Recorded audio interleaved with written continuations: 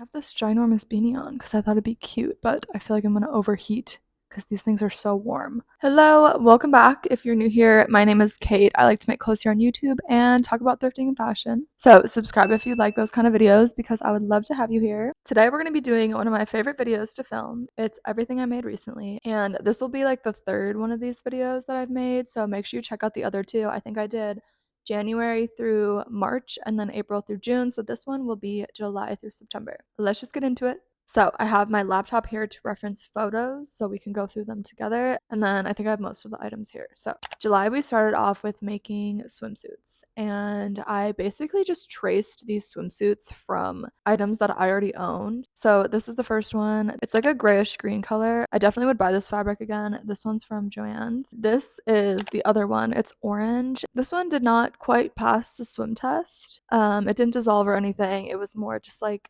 see-through on top a little bit. Not too bad, but not something that I would be like comfortable with wearing in public. I tested it in the pool when no one else was there, luckily, so it wasn't like a bad situation or anything, but definitely could use like a lining piece on the top. But I do really like the color. This could be like a bikini to wear doing something more active where I'm not actually getting in the water. I guess I'll also just mention that I started my spinning journey in July.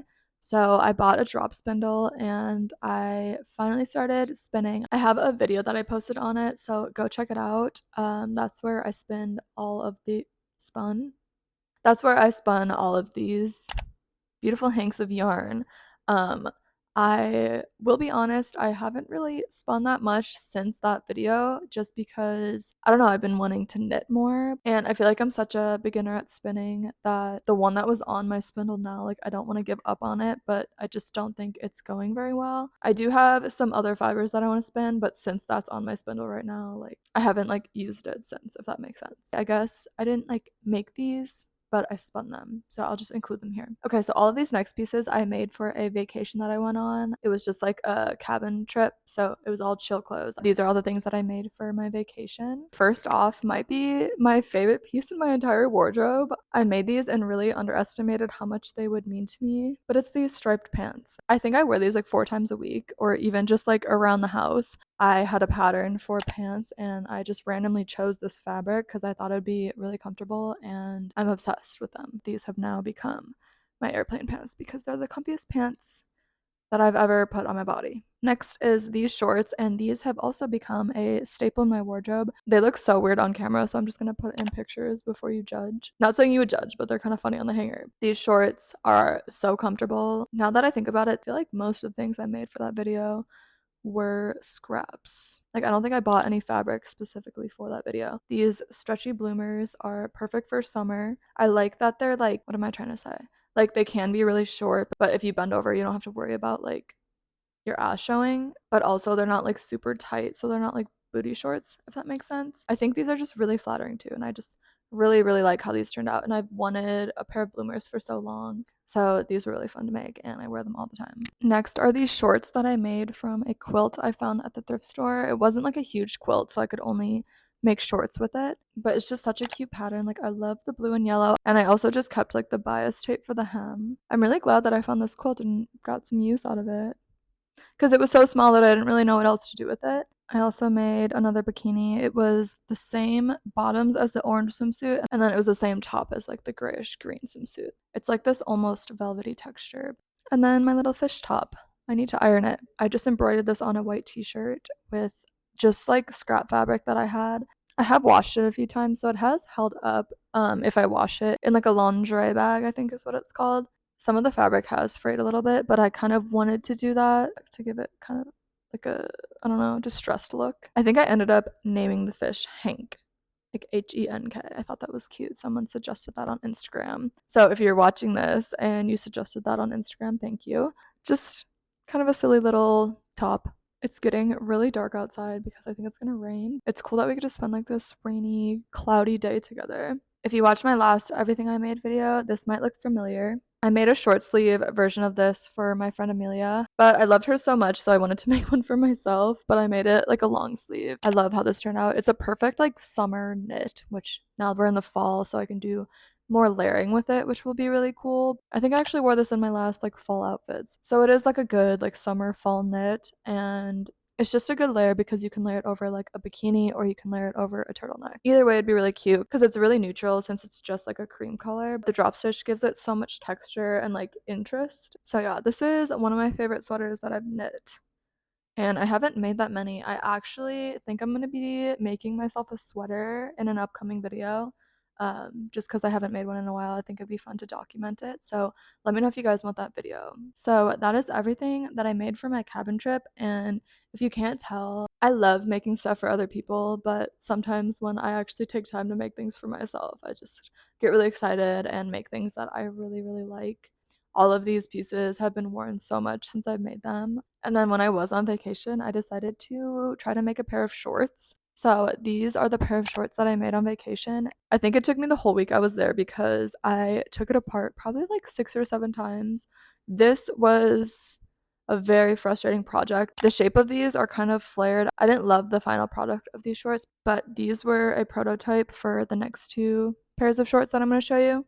So I knew I wanted to make a knit shorts video. So I thought you should probably do it like one more time before you do the video, or else the video is going to take so long. So these were like the second prototype that I knit. And I just love the color combos for like all the shorts that I made this summer. But these ones were really nice. Unfortunately, I ran out of yarn at the end, so I couldn't do enough ribbing rows to avoid the stock knit curl. That's why they're curled up a little bit, but I tried to block them a few times. I feel like if I block them, then they'll stay, but eventually they'll start curling up again. This pair of shorts is the exact same as this pair, which this is the Hobie cotton yarn. I actually love the way this drapes. It drapes a lot nicer than the acrylic yarn. These are a little bit more stiff, but these are a lot more like flowy. Subscribe to say bless you. But yeah, I just like the drape on these shorts a lot more. They do kind of stretch out a little bit if I wear them a lot, but I just put them in the dryer for like 15 minutes and they kind of like tighten back up. Not saying I recommend doing that, but like do your research. I don't want you to like ruin any of your knit garments. And I also use a laundry bag for that, but love these. I wear them a lot. I'm planning on wearing them with tights this fall. I actually just think I need to make a different colorway because these are like very summery. Oh my god, someone made a pair of shorts from my tutorial. I haven't seen a lot of people make the shorts from my tutorial, or you guys just aren't tagging me, which please tag me. I love to see what you guys make. Someone on TikTok made these and I reposted it if you want to check them out, but they were the cutest. Like it was like a dark green, navy, and like maroon color, and she made them striped. And I just loved the way they turned out. I think her name was Hilda, but I'll put her TikTok. So I think I'm gonna make a striped version of those shorts, inspired by her TikTok. So yeah, I just had a lot of fun experimenting with shorts. And since I prototyped and made all of these, that took a lot of time and a lot of my August. I think this whole process took like half the month. So, but also from that tutorial, I could definitely knit a pair of pants. I don't know if I'm patient enough for that yet. Also in August, I made some of these cute little mesh caps. This one is probably my favorite one. I like the color a lot on it. It's like a peachy orangish color. Yeah, this is cute with like headphones too. You can also put like little barrettes and stuff to hold them in place. I feel like I'm gonna be wanting to wear these to cover up my bangs, especially if I don't want something like too hot on my head. I've been wearing more like bandanas and stuff because sometimes like a beanie is too much. It's like too warm. So I feel like this is a good option if I don't want to do my hair. And basically how I made this is I just like did the mesh stitch and then increase it out until it was like the circumference I wanted, and then just did no increases, and then like it looks like a 1 or 2 half double crochet rows.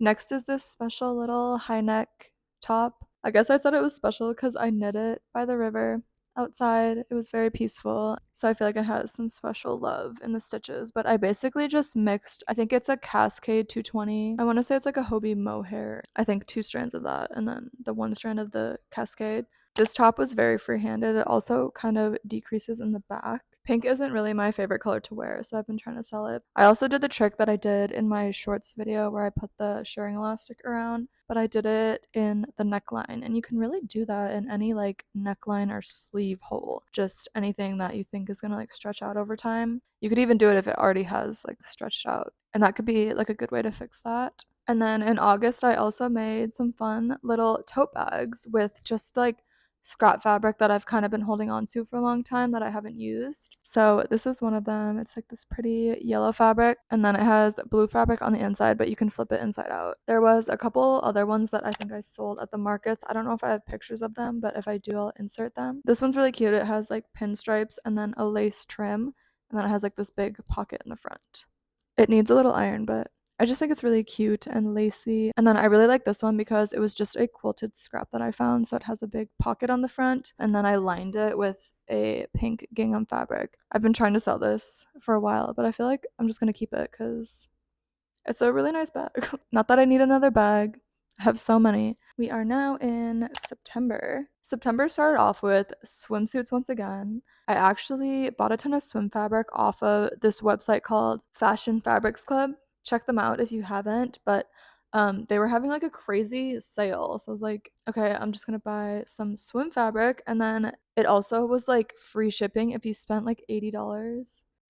So I bought $80 worth of swim fabric, which I haven't even gotten through any of it. Since swimsuits are so small, they don't take up that much fabric. But I was also smart because I bought a ton of like white lining fabric. The ones I showed you before were self-lined, which means that basically the same fabric was on the inside that it was on the outside. But these ones, as you can see, have the white lining, so I didn't have to use as much of like the nice fabric. The first one that I made was like this green palm pattern, but I also traced another bikini bottom that I had and made like a side tie. And now that I have so much of this swim fabric, I can just interchange like different styles of the same fabric and they all go together. So I have two bottoms with this fabric, and then I also made this top, which is like the orange top that I made, but I plan on making a triangle version of this one too. I was doing something for Labor Day where we were gonna be on a lake, so I was like, I need to make a new swimsuit. I think that's my new toxic trait, is like anytime I go out of town or like do anything special, I'm like, I just need to make something new to wear for that occasion, as you'll see. And then also I've been wanting a plaid bikini for a very long time, and I think that's how I found the Fashion Fabrics Club, because I was looking up plaid swim fabric and they had some, so I made a little plaid bikini. I love this swimsuit. It's not very supportive. It's kind of thinner. And I also bought another plaid. Like it's the same plaid but different colors. And then I also have one other print. So maybe around like spring break or something, I'll do like a swim sample sale because I just have so much swim fabric and I don't need like 20 new bikinis. I mean, like, I wouldn't mind that, just being realistic. It's kind of funny because we're going straight from bikinis to winter hats, but I made this cool granny square hat and I called it a granny square helmet because it's actually huge on me. Like, I love the colors and I love the shape. It's just too big. And I feel like it will fit someone. It's just waiting for the right person. But I love these colors together and I want to make more like granny square hats like this. But I'll have to resize it, which wouldn't be too hard. I think I just need to do one less row on the granny square. I just realized now while editing this that I forgot like one of my favorite things that I made in September. So I'll just put in pictures and chat about it now because this was a commission, so I didn't have it with me. I think that's why I forgot it. It's just this drop stitch raglan tee that I made with some hand dyed yarn that I bought from a thrift store while I was in like northern Wisconsin. Like, it was a super beautiful hand dyed yarn in this green color. I just did like the same drop stitch top, and a lot of people ask me how I make that. It's basically like my raglan guide, but then I just add random rows of different length drop stitches, if that makes sense. So I spent a lot of time working on it, and I can't believe that I forgot to put it in, but here it is now. And then I did another commission for Elliot's mom, actually. She bought 3 chunky beanies, so that kind of kickstarted the beanie making for me because I love making these like really chunky hats. I think they work up really quickly and they keep your head so warm. And while we're talking about it, I guess I'll just plug myself really quick. I posted some beanies on Minigru's website if you want to check them out. There should be a few up right now, and be on the lookout because I am obsessed with knitting winter accessories. So I'm sure there'll be more in the future.